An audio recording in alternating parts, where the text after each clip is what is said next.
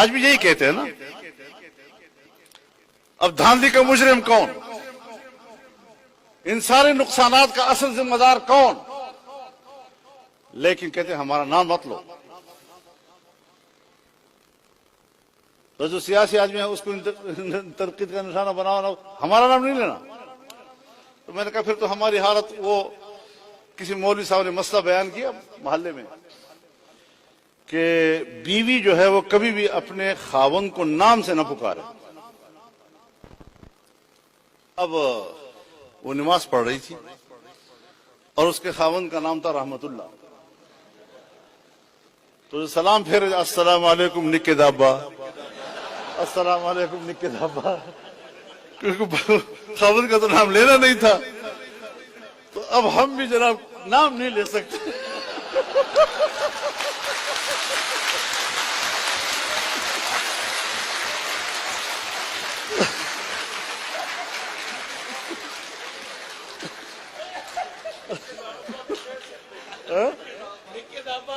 نکے دابا.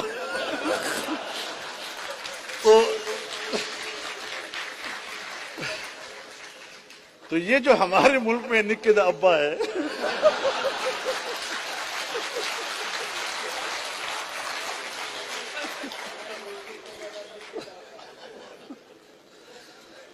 یہ ہے اصل میں مسائل کا جڑ.